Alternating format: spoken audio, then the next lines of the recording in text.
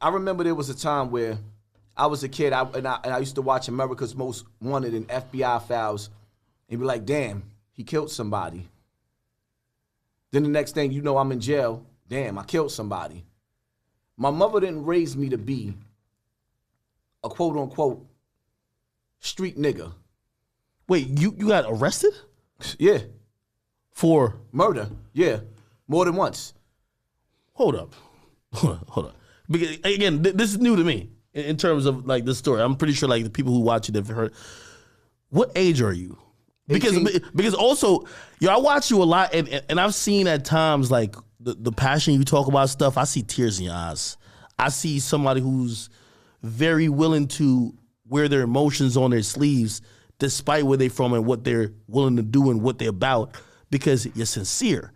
And what I see is like some of it's trauma, some of it's hurt, but it's all genuine. So when I'm asking you, like, man, damn, you got locked up for murder. Like all these things probably culminate in why you're having this perspective. And I fuck with this perspective, even though I've told you before. I just don't think a lot of people are going to agree with you because we live in a very hypocritical world. The streets are hypocritical. So how do you get locked up and what age for murder? Well, let me start by this, right? Mr. Torres in the 5th grade, my 5th grade teacher told me, by the time you hit 18, you're going to go to jail. Sure enough, my birthday is September 3rd. He told you this or told the whole class? He told the whole class that, embarrassed me in front of the whole class. Why? Because he could see the trouble. I was a troubled child. He could see something was wrong, but nobody never did nothing about it. You see what I'm saying? And that's just like every kid in the hood. Everybody could see something is wrong with the kids in the hood, but ain't nobody talking about it. So all of my pain just built up and built up and built up and built up, and I had to deal with being raised by a black woman that was destroyed. My mother was raised in a household where her stepfather was an Africa Bambaataa. If you don't know what that, he was an R. Kelly. Yeah, I heard it. So that story also kind of like shocked the hip hop community a bit, where someone who was considered a legend, and I feel like he still doesn't get the same treatment like other people. Well, hold up. It shocked them how? When you sit back and you analyze how the whole hip hop community, right? Everybody asking me why I didn't do nothing to Africa Bambaataa. Did you forget that this man had an army called the Zulu Nation? Do you not realize that not one rapper violated this man or said anything about that family? Because that was the most dangerous family in hip hop throughout the history of hip hop. How were you around him? Bronx River. So like, how do y'all meet? Is it like mutual family? Is it like, he's someone who's just kind of known in the community and like? All right, let me break Africa Bambaataa down to you, right? You living in Bronx River Projects. You got the dude that's the godfather of hip hop. He is the founder, one of the forefathers of hip hop. All of those legendary parties in the legendary center that you hear about either happened on Cedric Ave with Kool Herc, and the majority of them, when Africa Bambaataa started, when he had the rock and he was bouncing that ball, he had it.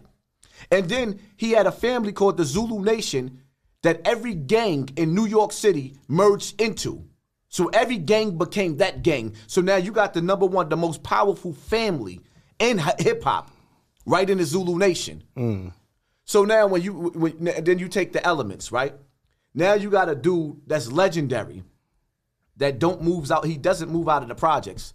Instead, he filters children in from the community center up into his bedroom. Then you dealing with kids, you dealing with a mastermind here, you dealing with a man that has a machine, a family of killers.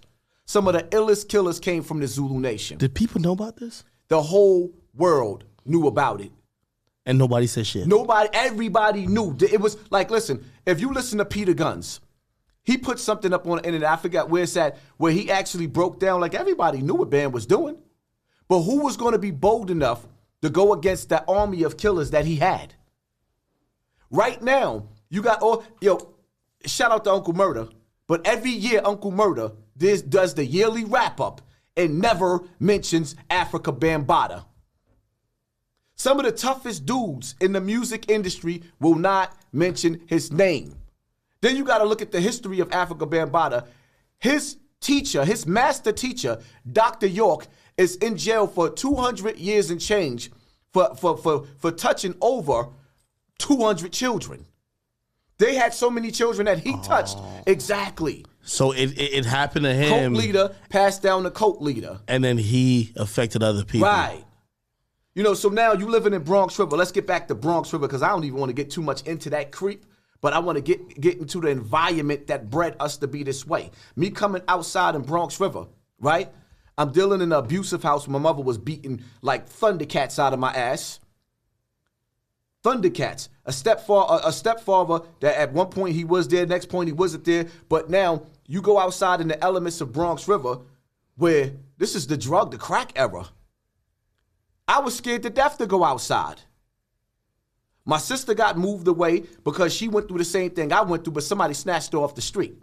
I let her tell her story. I'm not, you know what I mean? I let my sister tell her. So now I'm left to defend really for myself. My mother got 6 kids. When I go outside, I'm going outside to the wolves. Who am I running to? I'm running away from an abusive mother. I love you, Ma. May you rest in peace. But my mother was like, yo, whipping my ass till the cows come home. Then you running to the rescue of a pedophile. You damned if you do, you damned if you don't. You go outside. My mother sent me to the store to go get some cigarettes or some milk or some eggs, and then I gotta go fight everybody from this block right here to that block right there. Just going through the projects. Now you scared because some of these dudes that you fight, everybody got guns. The only difference between now and then is that we're more overpopulated. That's what makes the caliber of dudes, and we're more overpopulated. That's why I tell people it's worse now. Because the caliber of dudes that raised me, you don't see that caliber no more. These dudes is mentally brain dead. So now the elements in my building, where I come from, most of the kids didn't have no father. So let's sit back and really break down what's going on in the environment, in the community. Here it is. You got the worst place in the world for a black child is being born in the womb of a hood booger. A AKA bad bitch. You got these females where the worst thing that happened to them is that they had to be in that woman's womb and being raised by her. They sit up there and they tell you, I did this all by myself. No. Every 6 months you had a new man violating your child. I seen a situation just recently, right? Girl that I know. She been in a relationship with mad different dudes that was whooping her ass. Her son finally got of age where he got with some friends that had a gun. And you know what he did? He pushed that nigga shit back. And now she's sitting up there crying. He said, Mom, I'm not letting you go through this no more. She had the opportunity to leave that man. She didn't leave that man. Her son took it in his hands. Now the courts is taking it in their hands. The worst thing that ever happened to a black woman, in some cases, is the black man. She get dogged out by every man that comes across her. All her pain is taken out on her children, and you wonder why these babies out in the street drilling and killing? You gotta ask yourself a question. What would make a 14-year-old kid just go outside and want to kill? I seen you talk about even that kid C Blue recently, and it you know, I was gonna cover that story, and I happened to come across a video, and I didn't, because the perspective you had was very enlightening, and it was enlightening because you treated him like a kid. Me, I was looking at him like, well, if you're taking a gun onto the street in New York City where you know it's illegal, and you're getting into it with a police officer, this is all your fault. But hearing how you kind of describe the trauma that kid probably went through to even end up in that circumstance, it's clear to me that you empathize with the trauma and struggle that black kids have to grow up in, especially in the hood when they come from broken families. And I think you see a lot of why you made certain decisions in the fuck ups that they make. And it's very different because I that's not a perspective that I have. So that's why I value your perspective in all these things. But, you know, I hear you mention your mom. Do you blame your mom? I know, you know, God rest her soul, but do you blame her for like some of the situations? I blame this satanic system that raised us through trials and tribulations of slavery. Because that was passed down. So like some of the things that happened to me was passed down through slavery. Like you had to live with the predator in the same home. My mother had to live through that. She was broken. So in turn, she broke me. And then the community broke me as a child and as an adult. But when you really sit back and you analyze it, let's really sit back. You look at, speaking of the young rapper C Blue, right? Society created an environment where it's kill or be killed. That kid might have a good family. He just got bailed out, so somebody loves him. Now this young boy is home. Or rather, before he went home, I don't know who his enemies was, but I do know that babies are killing babies, and everybody is saying they baby is a good boy. So when do we come to the table and not pull off this bullshit that I seen my son doing when he went to Dr. J's with a bullhorn in a cardboard box? No justice, no peace. Hold up. You in Dr. J's, homeboy. And see, people be like, you hate, you know, why are you in Dr. J's with a bullhorn with Trife Gangster? Trife Gangster, listen to the name. Trife Gangster of blood. You're a gangbanger. When something happens to a black child and a black child get murdered, now all of a sudden gangbangers have bullhorns instead of pulling their pistols? No. That's when you know the 501c3 is kicking in and niggas is on a budget. Because gangbangers is gonna gang bang. Red light, green light, bang, bang, bang. Peace almighty, peace, blood. So we get to the streets now and our babies is dying and you got gangbangers with bullhorns in Dr. J's? Instead of sitting up there saying, hey, you know where we hanging out today? We gonna hang out in the lobby of the project building with these young boys without the camera. Nobody wants to be on camera living that life. Everybody asks, what are you doing, Hassan Campbell? I've done things and be doing things that you can't put on camera. Right now, black people's pain is a hustle. Dudes are literally getting rich off of our pain. Our pain is a hustle. Not on my watch. I'm gonna call dudes out. Right now, it's like the video I made to the mayor. New mayor of New York, right? And I said to him clearly, right now, black men that did 20 years, 10 years in jail are afraid to go to the corner store. They still get busy dudes, but they don't want to go to jail. They want to do the right thing. But the conditions of New York, the environment is kill or be killed now. So you either A, gonna get judged by 12 or carried by 6. The jury finding you guilty or your family carrying you in a box. So now the thing is, it's okay. Like I asked the mayor, will there be redemption or forgiveness for the 3-time felon that got caught with a gun because he had no choice but to go to work with a gun on him, but got caught on transit or got caught by the new technology that they're about to use? If he get caught coming in the lobby where they break the elevator lights and they break the hallway lights going to his floor, and somebody catches him slipping, he get robbed. If he get the up and up, he shoots him. Okay, you murdered somebody before, you getting life. I didn't want to do this to this person. I'm left with no choice. You got dudes that got kids in the street. Kids are scared to death to go to high school. So now they going to school hiding guns outside of the school because the gangbangers at the school is jumping these kids. You don't want to get your face stomped in by 30 gangbangers. So now this kid got a gun. He gets caught with the gun. Is there mercy for our children for the conditions that was created through this goddamn pandemic? I told people before the pandemic that this is going to be Gotham City. That's why everybody like you. I see it. I seen the conditions. You let dudes get R&R for guns. I know dudes that got 7 gun charges. Now imagine when the courts open back up, how much time they gonna give them. That was the trap. I've never seen so many guns in New York City like it is right now. Wait, what do you mean? So New York City was letting, they was giving everybody a R&R. So now all of these cases is that like release on your own recognizance? Release on your own, no bail, letting them out. So the trap was really set. in New York City. The trap was set in New York City. Now they not playing. Now this new mayor is coming with the same tactics that Giuliani came with, but better.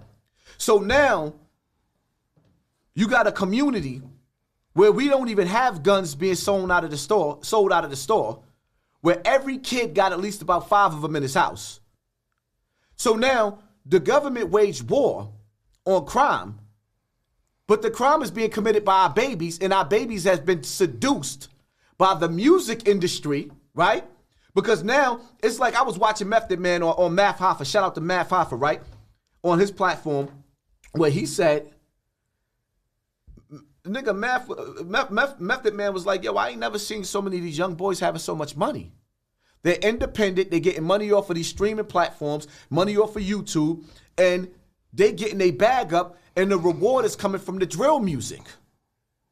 So they make a song, Dissing the Dead. They get a budget. Now every kid is saying, yo, if I diss somebody, I might get $20,000, $50,000.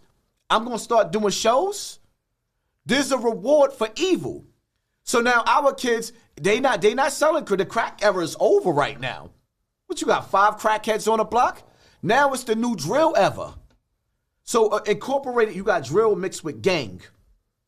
And then when you turn on the internet, all you see is these rusty, dusty ass, old ass, decrepit ass, and I'm shout out to the young bloods, but all of you old ass, rusty ass, dusty ass, first generation bloods, you niggas is an embarrassment. What I also hear in your message is like really the need for role models. You know, like, and this, but this is what I'm gonna bring it back to even that question I asked you before. Well, I could say, well, son, why the fuck we gonna listen to you? You say you got locked up for murder 3 times. You're probably the person who, when you was doing that, you wasn't listening to nobody. Why the fuck you want us to listen to that? I'm talking as if like, you know, I'm one of these young cats, right? Why the fuck we gonna listen to you? Well, you gotta understand something.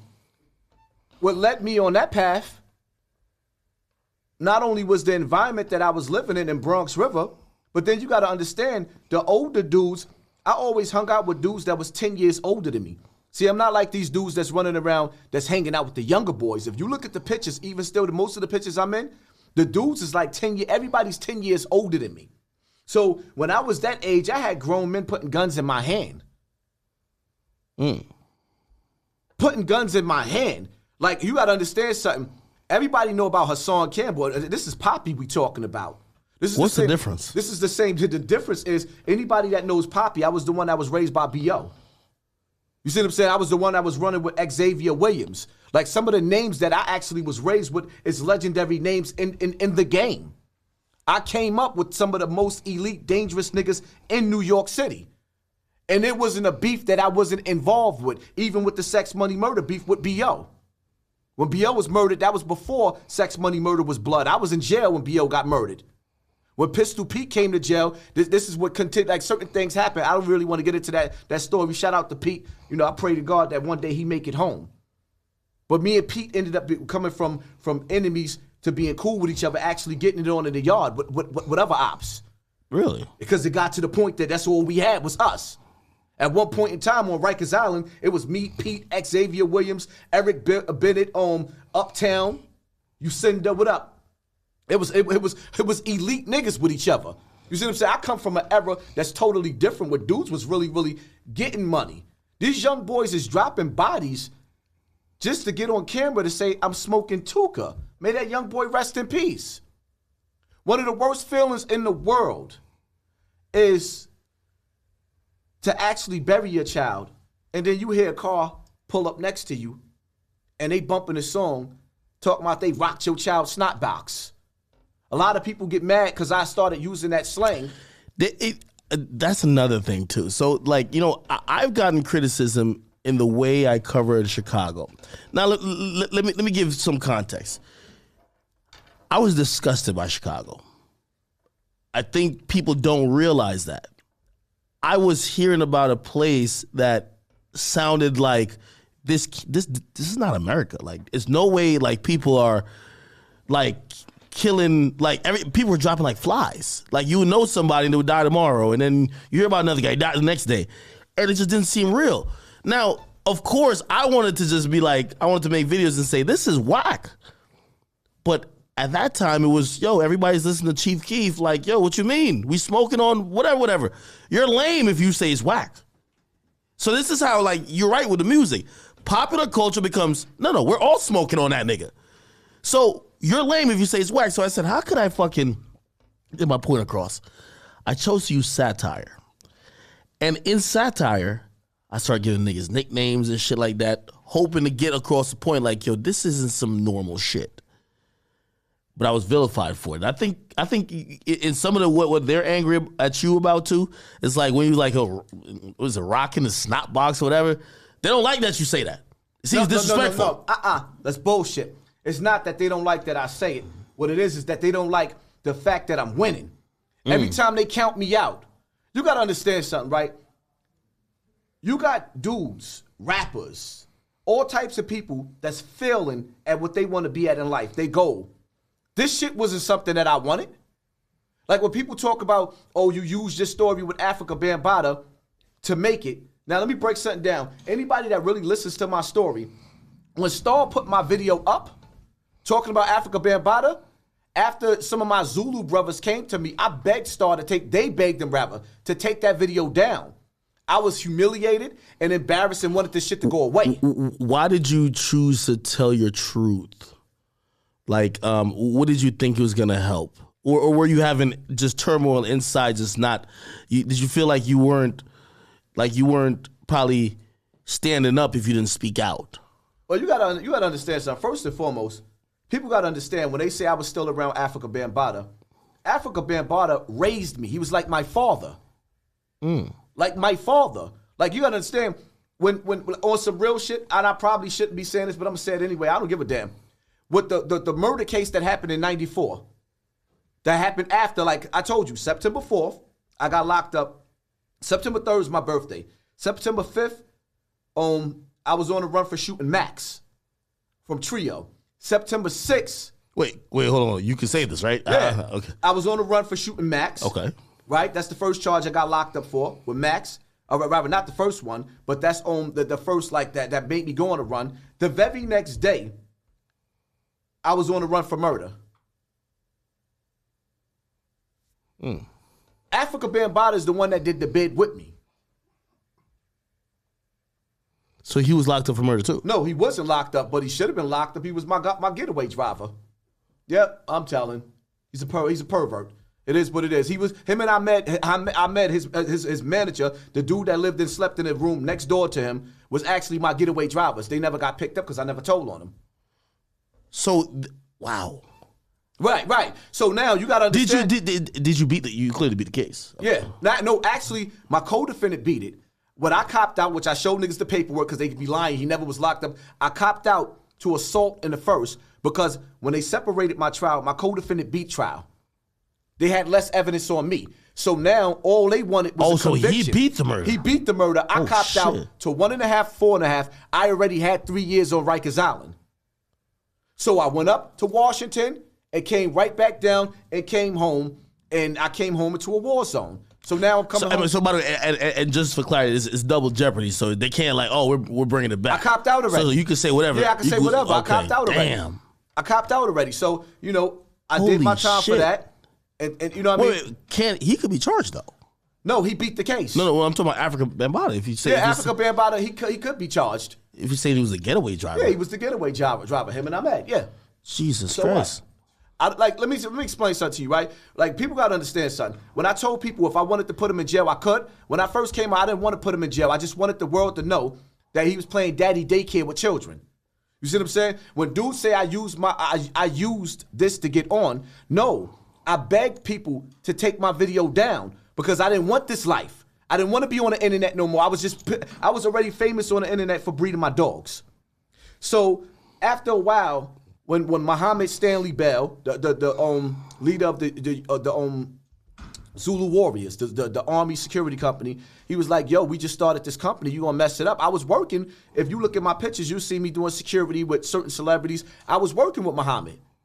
So more or less, make a long story short, 6 months later, after I took my stuff down, now, mind you, I went to the Zulu anniversary after I exposed them.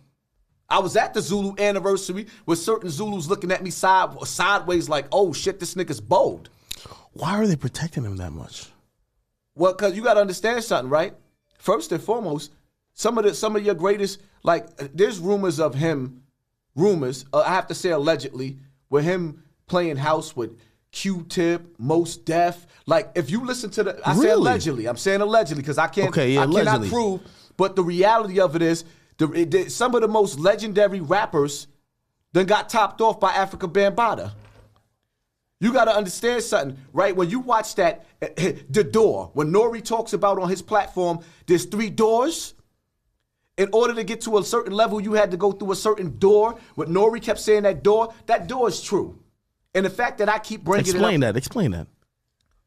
In order for you, they say you have to make a blood sacrifice, you have to perform homosexuality, all you have to do is 3 doors. But the bottom line to it is, you have to do some type of ritual going through those 3 doors where, like, for example, why is every rapper sitting up there saying, I didn't sell my soul?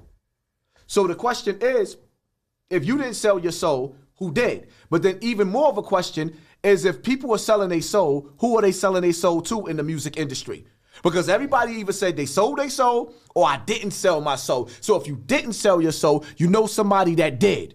Soulja Boy screaming, I ain't sell my soul. Okay, so who did? Even with Tekashi, when he broke down with you and him sitting and you was looking at him sideways, and he was like, listen, in these streaming companies, in order for you to be successful, you have to sit down with somebody. Well, who's the somebody? Point blank, period. Who's the somebody? I'm trying to still remember that conversation. I mean, they're gatekeepers, though. Yes. Now, here's the thing. I can't say that the gatekeepers, and there's gatekeepers for different facets in the industry. I can't say these people are saying, and I think this is where, African Bambaataa, clearly he's guilty of, to gain access or for him to open a gate, he might be saying he's going to trade it for sexual favors or whatever else. I'm not sure if everyone does that.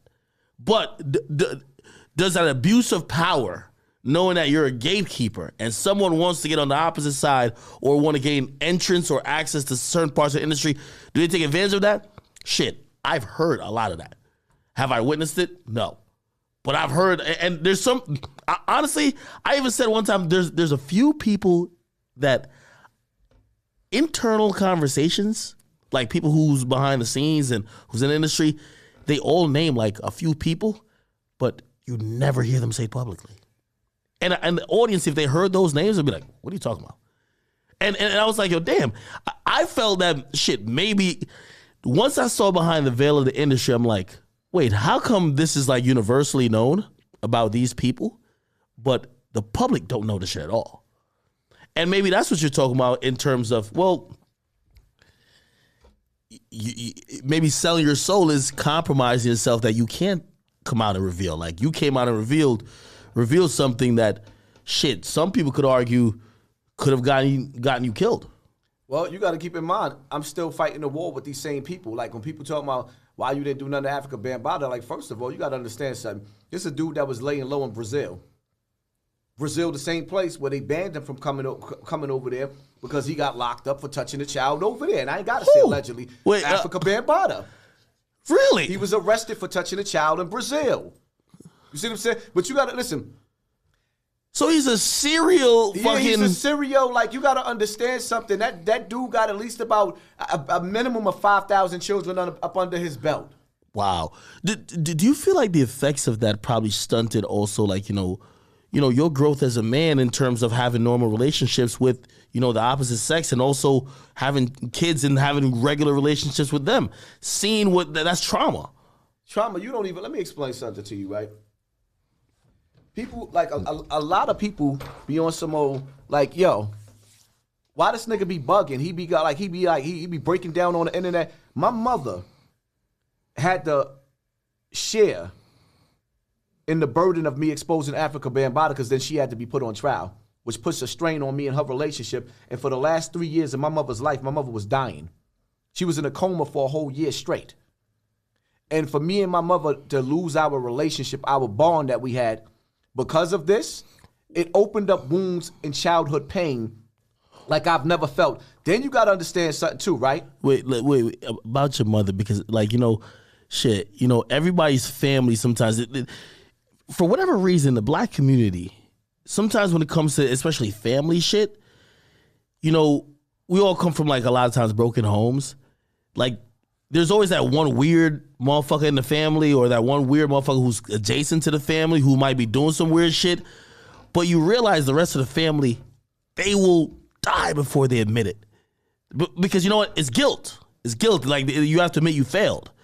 To admit that, like, was that part of it? Like, she had to pretty much admit that she didn't do something correctly if that was a result of what happened with you. She was forced to live with the man that raped her and her sisters, her brothers and sisters, her stepfather. She was forced for years to live with this man till she ran away. So you can see the damage that it did to her.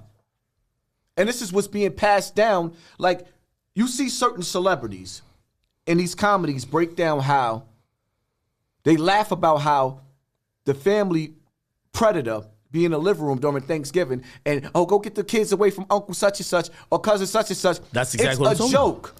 Yeah, they that treat it as a nigga joke. is supposed to hang from a tree.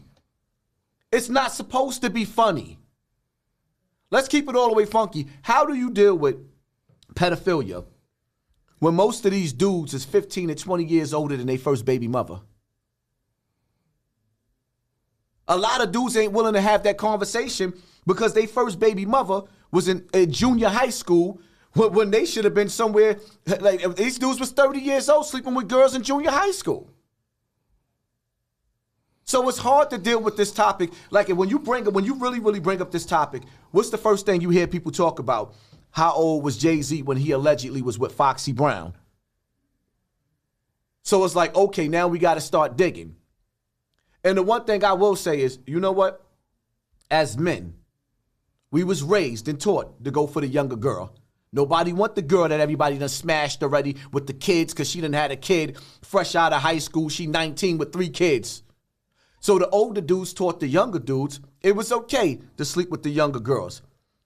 At some point in time or whatever the case may be, I can't really say what Jay-Z did, if he really did that or whatever. Those were the rumors. You see what I'm saying?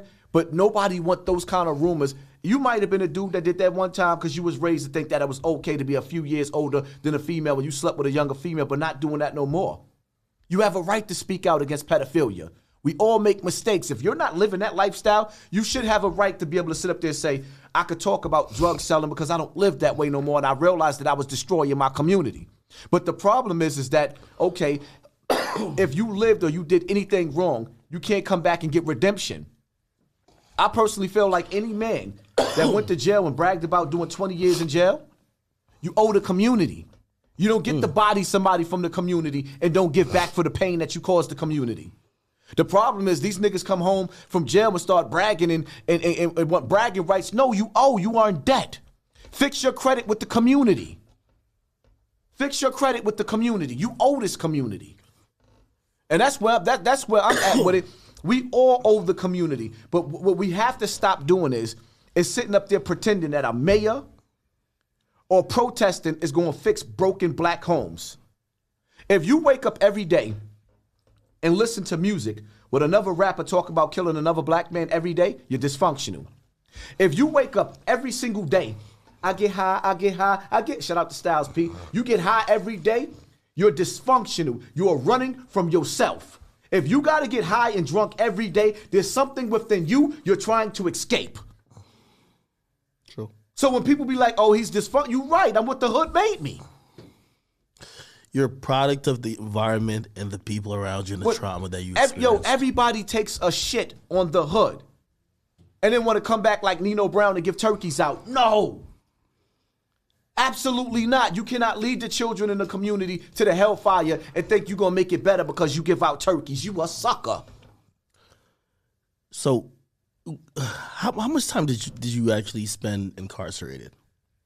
I beat all my cases. I beat my cases. So all the murders you got charged for, you beat? The first time I went, I had the body in the temp, right? Mm-hmm. They tried to indict me for 2 more homicides on that first bid. They didn't.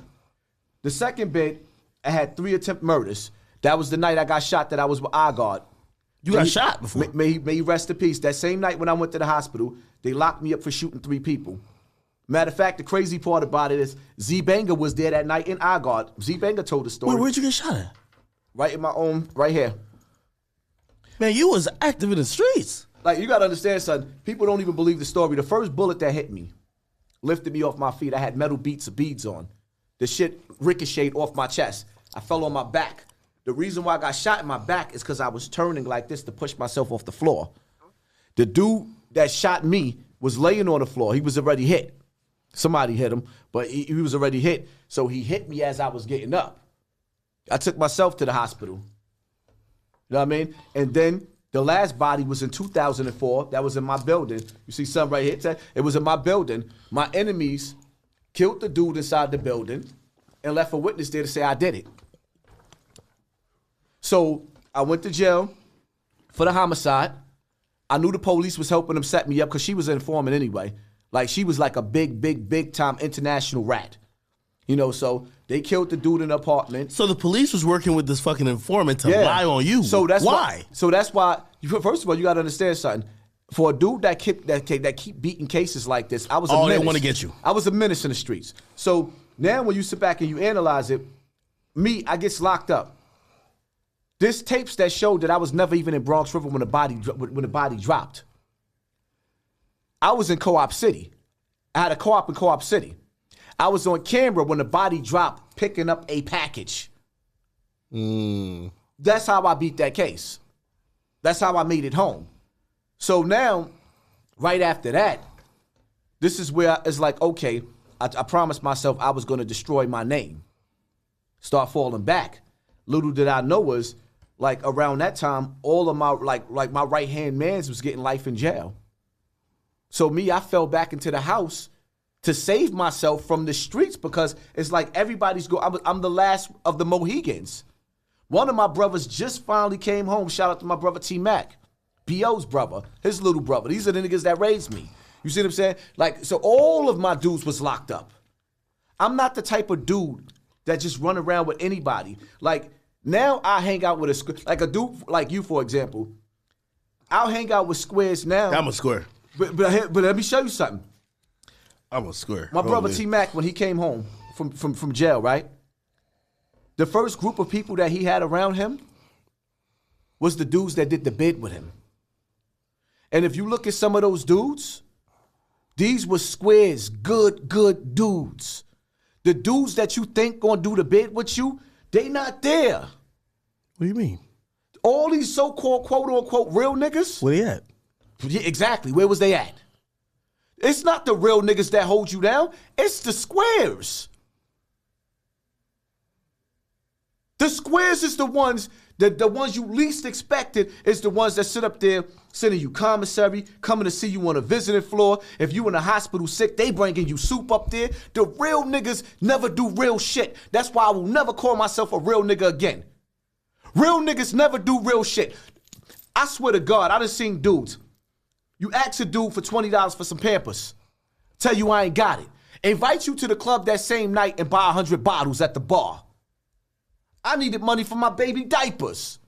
Real nigga told me no, but I could come to the club to hold him down to make sure nobody don't smash a bottle over his head. Real nigga shit. I don't want to be a real nigga. It's too many of you. So, are you kind of like just anti and kind of protesting what the street life is about? Everything in the streets destroyed everybody that I love. Everything that I love, everybody. Rod Diggs, never met the brother. Rod Diggs is gone. Rod Diggs had the potential to be the next Malcolm X.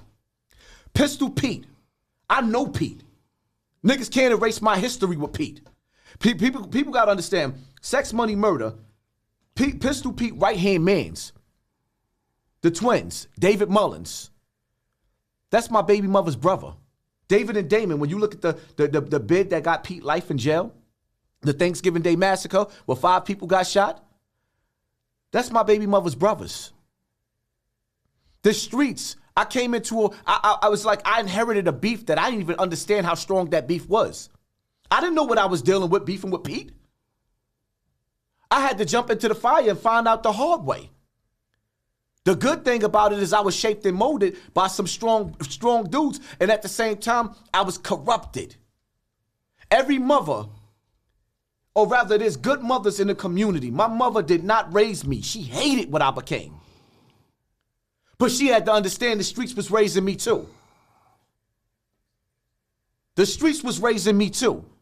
And the reality of it is, at some point in time, a woman got to fall back and let a man do his job. And when a woman don't have a man in her son's life, there's going to be a real nigga in the hood waiting to embrace your son. To pass, I know dudes, I ain't going to even say, one of the dudes that niggas is mad at, I said his name before. This dude was one of the most grimiest niggas on the earth. I ain't going to say his name because he dead now. This nigga done had at least about 30 kids go to jail for gun charges for him and take murder cases for him. You gonna cop out. Yes. But niggas be like, he's a real nigga. No, he messed up mad lives. And this is why I get beef, because I be saying names, but I said, he dead now. I'm not gonna diss the dead. This is what these dudes do. Bronx River, I'm beefing with my own projects. You know why? Why? Because one of the young boys that got murdered on Morrison, Don, loved the young brother, but everybody knew that this dude, first of all, he on paperwork with rape. So now he the new Bambaataa. And everybody acting like, yo, no, some people are actually happy that he's gone. I have so many different females in my inbox talking about he raped me and telling me the apartment. One of my friend's sons, and I took the video down because my friend was mad at me, like, yo, that's humiliating for my son. His son was raped by this little nigga. But they praising Dawn. This is why my projects hate me right now. And then the older niggas in the Bronx is scared of these young boys, so they going right along with him. Yeah, you know, he shouldn't have said that. Nah, fuck that, man. He was a creep. Nigga was a creep. I stand on that. So when niggas act like I don't have real, no, I got real beef. After you've seen how people ignored when you were being, molested by somebody older and they just looked the other way and nobody said nothing, do you kind of feel like, man, you be just like them if you don't actually make a stance?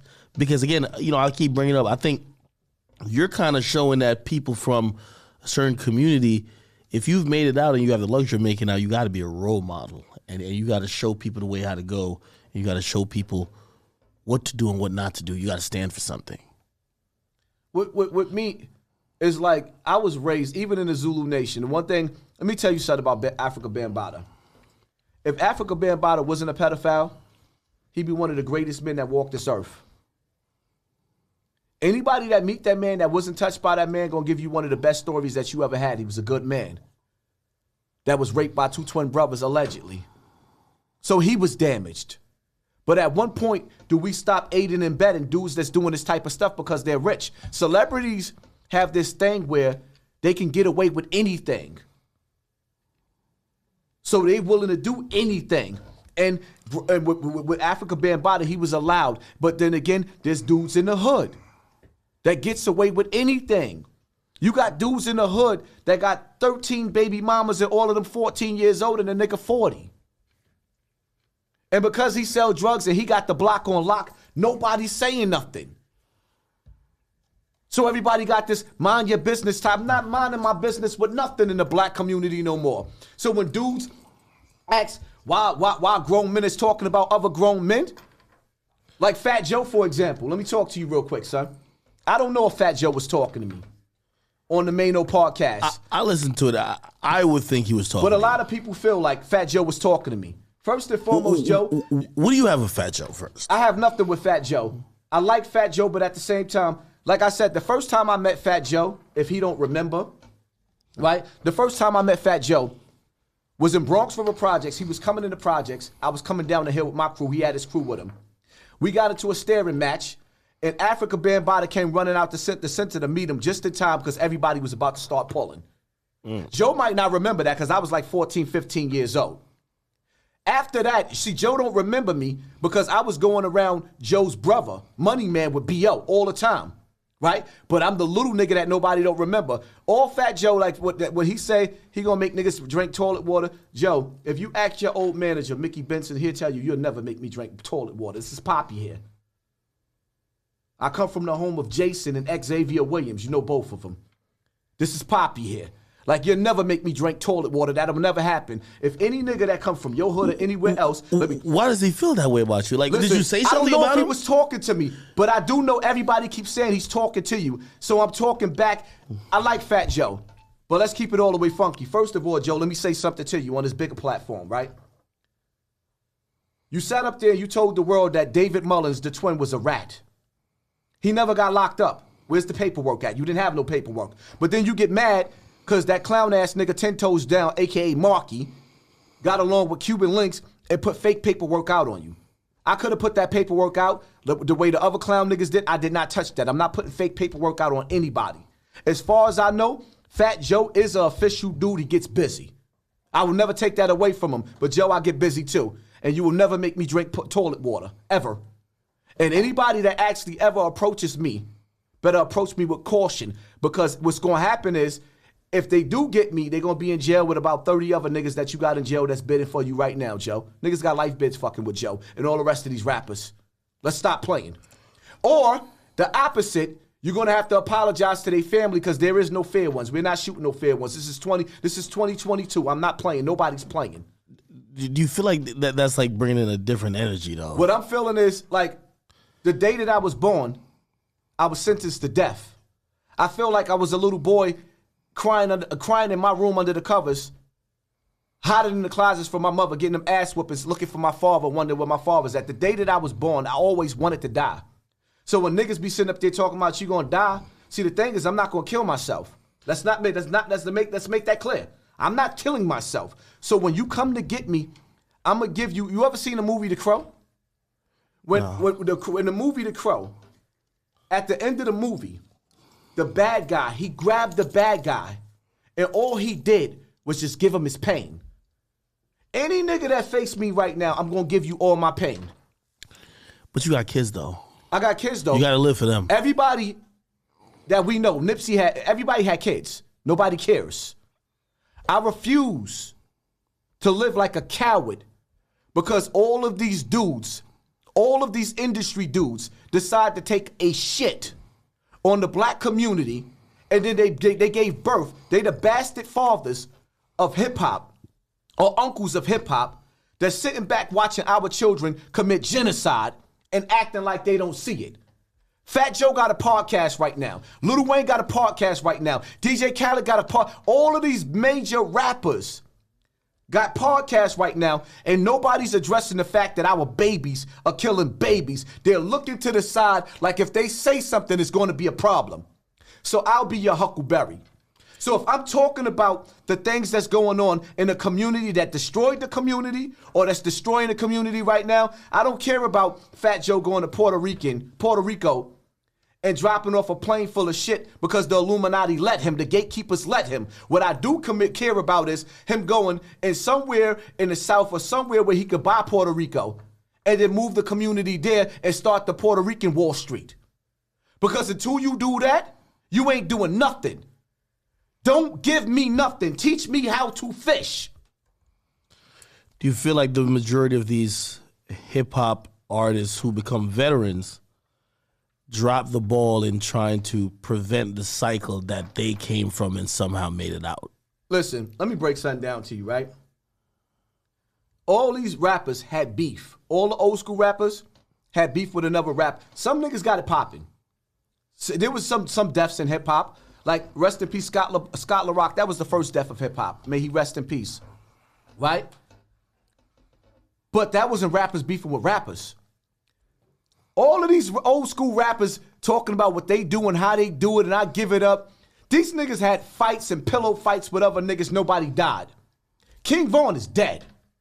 FBG Duck is dead.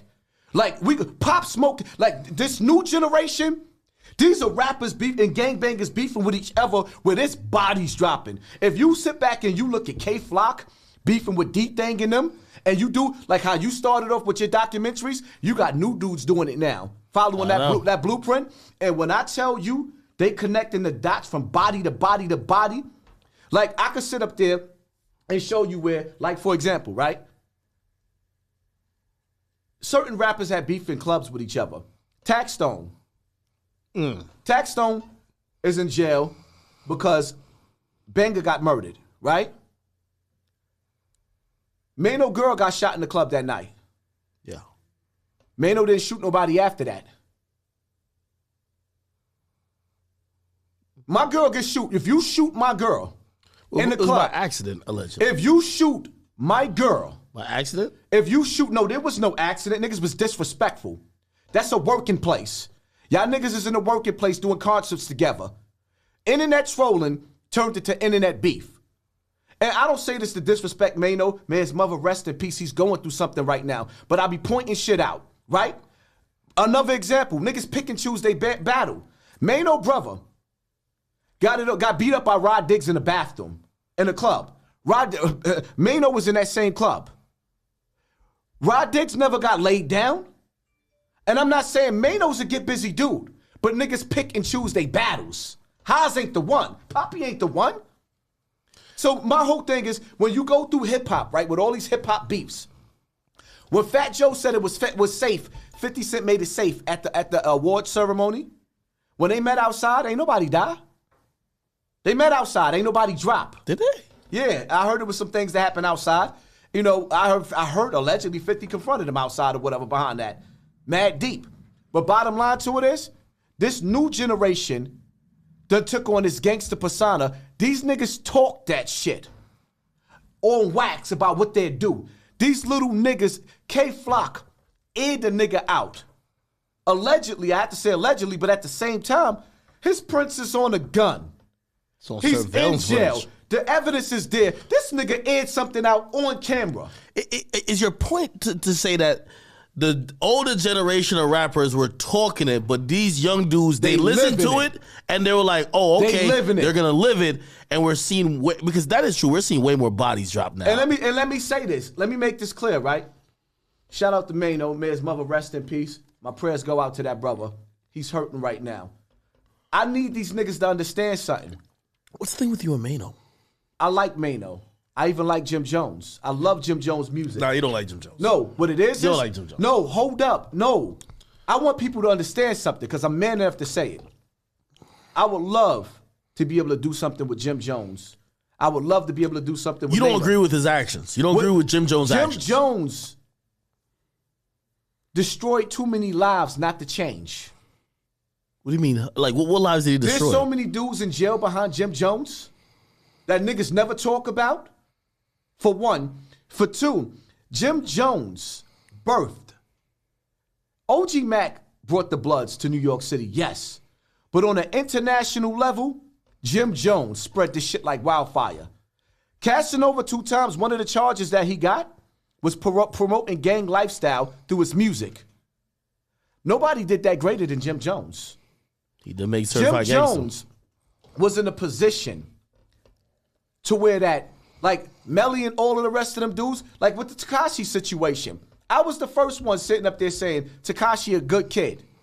I was the first one making videos about Tekashi when I heard about the cases that he had.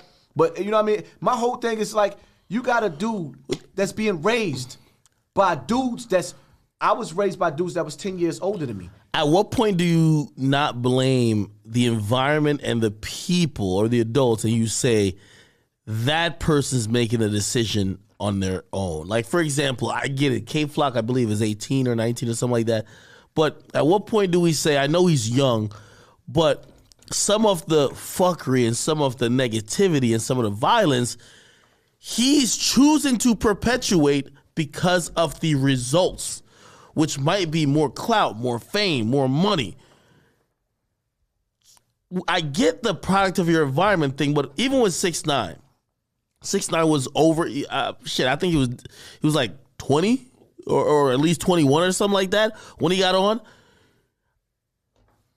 And I vividly remember one time I was kicking around with him and like it was like all these blood dudes and I felt uncomfortable because I'm like, it just seemed like there's violence about to happen when he was around them dudes. Right. And then he was like, he knew I was there, so he was like, yo, we're about to go to this other place, and we went to a home that he was at with like his like one of his homies' cribs, but it was his real friends, like his childhood friends. It was nothing like that. They were cracking jokes like kids. What artist you said this was? The 6ix9ine. All right, 6ix9ine. The 6ix9ine. They were cracking jokes like kids. And I remember saying this to him, and he'll tell you.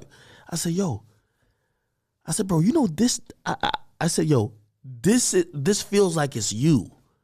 I said, you know, like, and you might be both. You might be the gangster who be hanging with them, and then you come back to your childhood friends, and like you're like mad innocent, cracking like, you know, little goofy jokes. But I'm like, you know, that shit's going to end. It's going to end bad. And I remember him, you know, kind of thinking about it, and his answer to me was, yeah, but, and he didn't really say it directly, but what I felt his response was, I need to do it right now. I need this to make this other thing happen.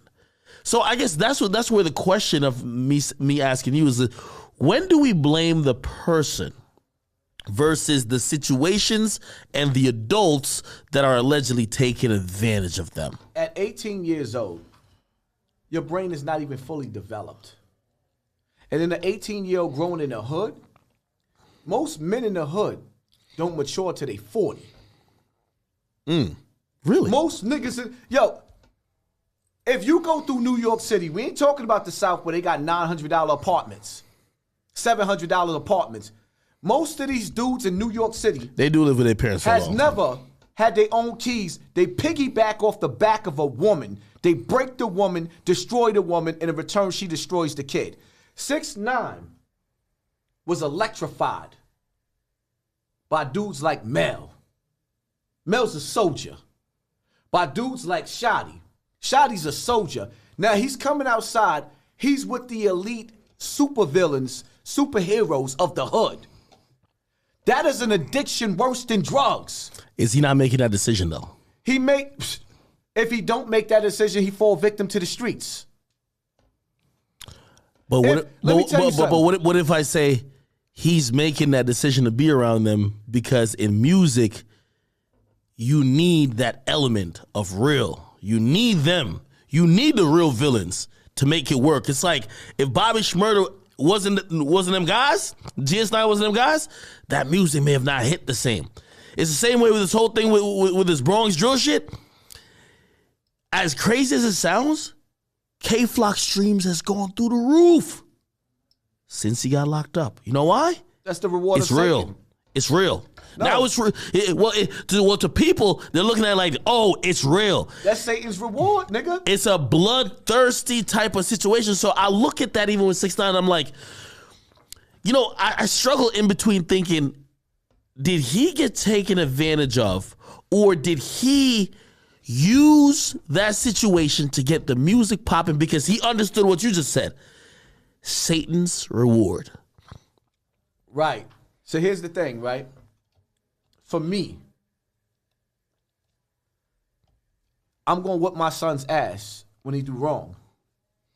But I'm like... By the way, his father wasn't in the house either. But I'm like OG Bobby Johnson, right? The hood raised 6ix9ine. He wasn't a street dude. Living in Brooklyn, either you going to roll with the rush or get rushed on.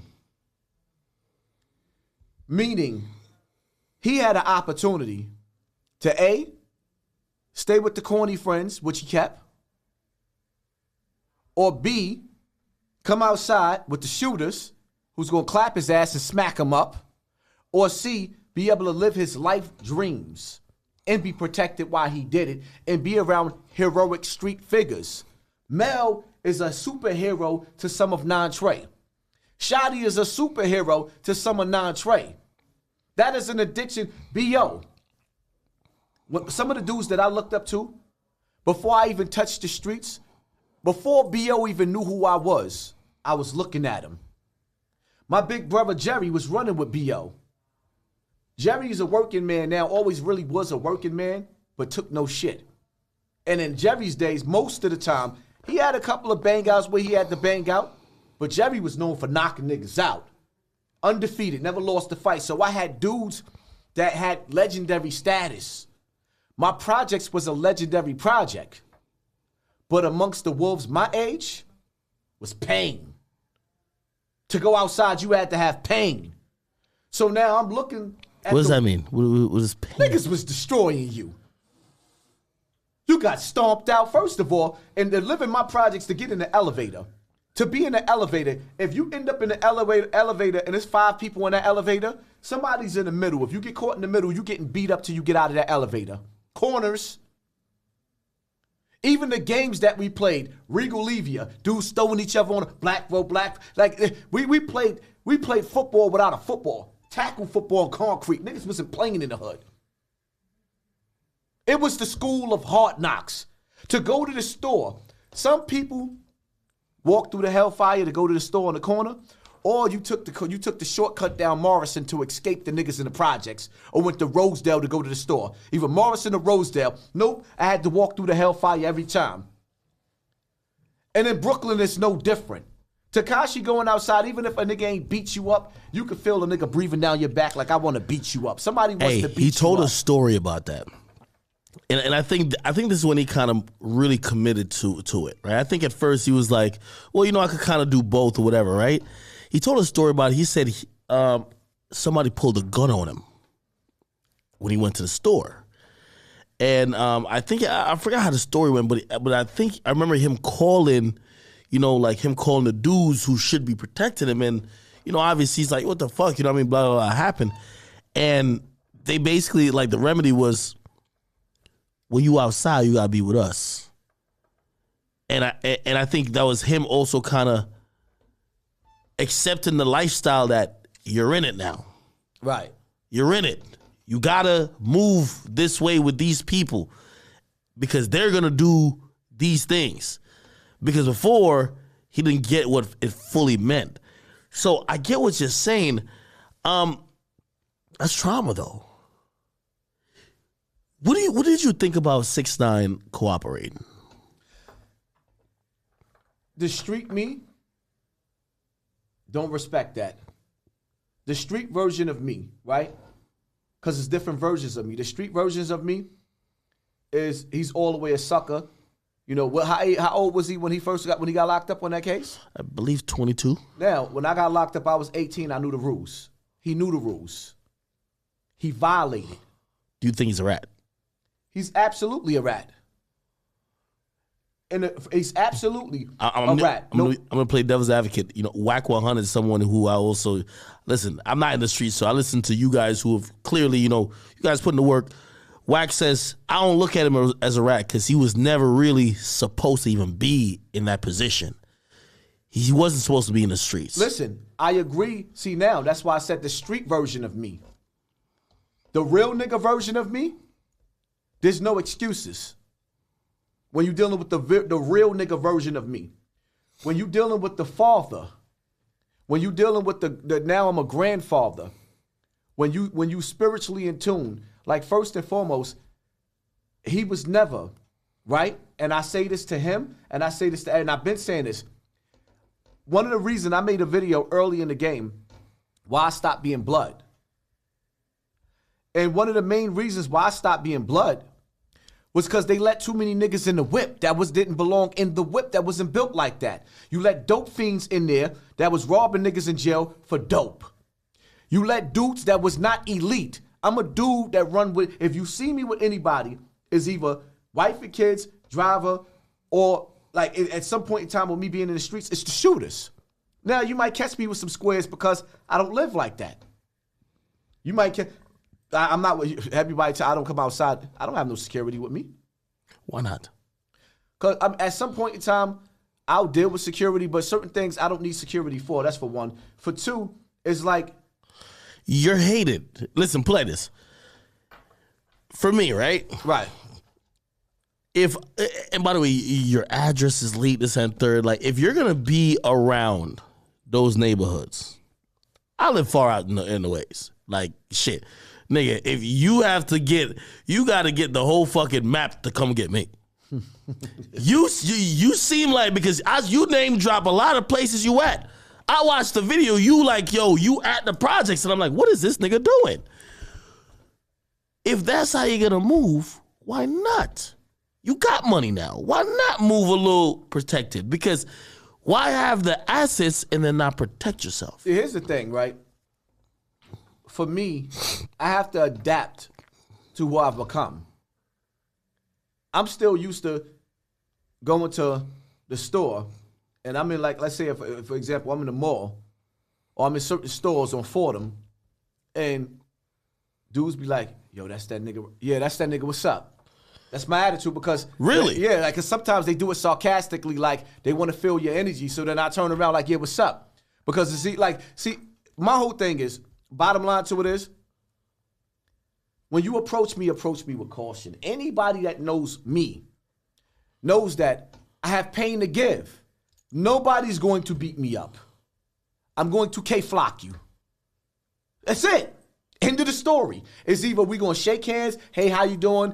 Yeah, I'm Hassan, Campbell, you wanna take a picture with me? The majority of the time, when I'm in the streets, I get super love. The little homies, the little Bloods and Crips love me.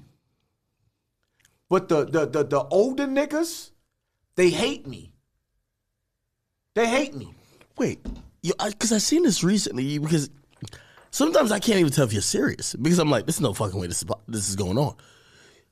You had said something about like people had like tried you in a store or something. Like, I don't know if it was a corner store or whatever. Like, what the is this? So people are pulling up on you. They know your face. You're mad visible. They see you on YouTube. You're a YouTube star. I'm a YouTube star as well.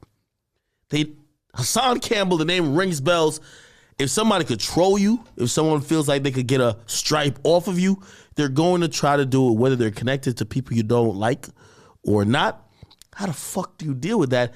And again, I hear what you're saying, where you respond with the energy like, yo, what's up? Yeah, that's me. What's up? But